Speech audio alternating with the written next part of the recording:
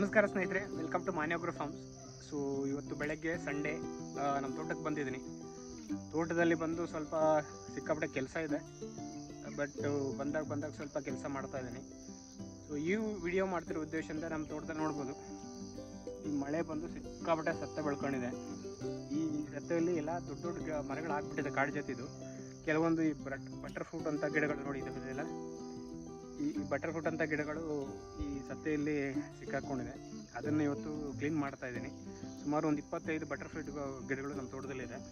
ಬನ್ನಿ ಹೆಂಗೆ ಕ್ಲೀನ್ ಮಾಡಿದ್ದೀನ ತೋರಿಸ್ತೀನಿ. ಈಗ ಈ ಗಿಡ ಸುತ್ತು ಈ ಸತ್ತೆ ಕ್ಲೀನ್ ಮಾಡಬೇಕು. ಈ ಪಕ್ಕದಲ್ಲೇ ಮಾವಿನ ಗಿಡ ಇದೆ,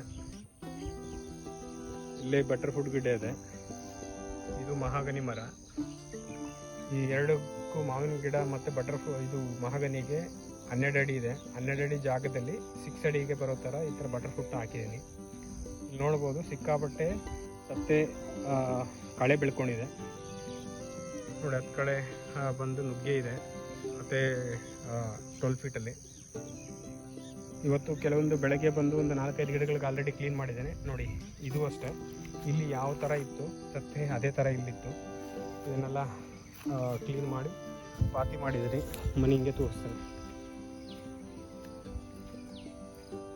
ನೋಡಿ. ಈ ಗಿಡಕ್ಕೂ ಅಷ್ಟೇ ಸಿಕ್ಕಾಪಟ್ಟೆ ಸತ್ತೆ ಬೆಳ್ಕೊಂಡಿತ್ತು, ಇದಕ್ಕೂ ಪಾತಿ ಮಾಡಿದ್ದೀನಿ. ಇದೊಂದು ಗಿಡ ಇದೆ ನೋಡಿ, ಇದಕ್ಕೂ ಪಾತಿ ಮಾಡಿದ್ದೀನಿ. ಬಟ್ ಇದೆಲ್ಲ ಈ ಕಸ ಇರೋದ್ರಿಂದ ನನಗೇನು ತೊಂದರೆ ಇಲ್ಲ. ಇದು ಅಡ್ವಾಂಟೇಜ್ ಆಗುತ್ತೆ. ಏನಕ್ಕೆ ಅಂದರೆ ನಮ್ಮ ಭೂಮಿಗೆ ಬರೋ ಮಳೆ ನೀರನ್ನು ಹಿಡಿದಿಟ್ಕೊಳ್ಳುತ್ತೆ, ತೇವಾಂಶ ಉಳಿಸ್ಕೊಳ್ಳುತ್ತೆ. ಅದಕ್ಕೋಸ್ಕರ ಗಿಡ ಎಲ್ಲೆಲ್ಲಿದ್ದು ಅಲ್ಲೇ ಅಷ್ಟೇ ಕ್ಲೀನ್ ಮಾಡ್ಕೊತಾ ಇದ್ದೀನಿ. ಅದು ಹಿಂಗೆ ಬಂದರೆ ಇನ್ನೊಂದು ಗಿಡಕ್ಕೂ ನಾನು ಪಾತಿ ಮಾಡಿದ್ದೇನೆ ನೋಡಿ. ಸತ್ತೆ ಹೆಂಗಿದೆ ನೋಡಿ.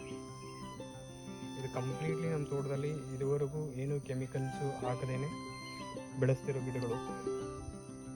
ಈಗೇನು ಗಿಡಗಳು ಪಾತಿ ಮಾಡ್ತೀನಿ, ಇದು ಬಟರ್ ಫ್ರೂಟು ನೋಡಿ. ಮಹಾಗನಿ ಗಿಡಗಳು ಆಲ್ರೆಡಿ 20-25 ಅಡಿ ಮೇಲೆ ಇದೆ. 4 ವರ್ಷದ ಗಿಡಗಳಿವೆಲ್ಲ. ಪಪ್ಪಾಯ ನೋಡಿ,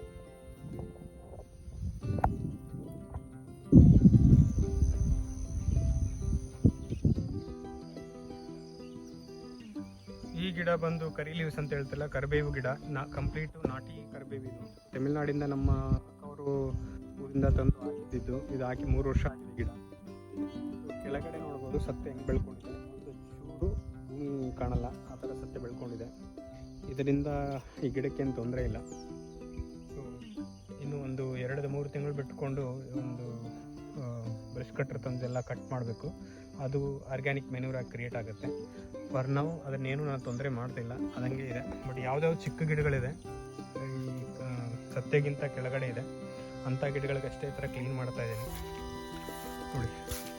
ಇದು ನುಗ್ಗೆ ಗಿಡದ ಪಕ್ಕನೇ ಬಟರ್ ಫ್ರೂಟ್ ಗಿಡ ಇದೆ. ಸೊ ಇದೆಲ್ಲ ಕ್ಲೀನ್ ಮಾಡಬೇಕು. ಕ್ಲೀನ್ ಮಾಡಿ ಅದಕ್ಕೆ ಪಾತಿ ಮಾಡಬೇಕು. ಹೀಗೆ ಬಂದರೆ ನೋಡಿ, ಇಲ್ಲೊಂದು ಬಟರ್ ಫ್ರೂಟ್ ಗಿಡ ಇದೆ, ಇದಕ್ಕೂ ಕ್ಲೀನ್ ಮಾಡಬೇಕು. ಹೀಗೆ ಬಂದರೆ ಈ ಸಾಲಲ್ಲಿ ನೋಡಿ, ಇಲ್ಲೊಂದು ಬಟರ್ ಫ್ರೂಟ್ ಗಿಡ ಇದೆ. ಸುಮಾರು ಒಂದು 20 ಗಿಡಗಳು ಬಟರ್ ಫ್ರೂಟ್ ಗಿಡಗಳು ಬೆಂಗಳೂರು GKVK ನರ್ಸರಿಯಿಂದ ತಂದು ಹಾಕಿದ್ದೆ. ಹೀಗೆ ಬಂದರೆ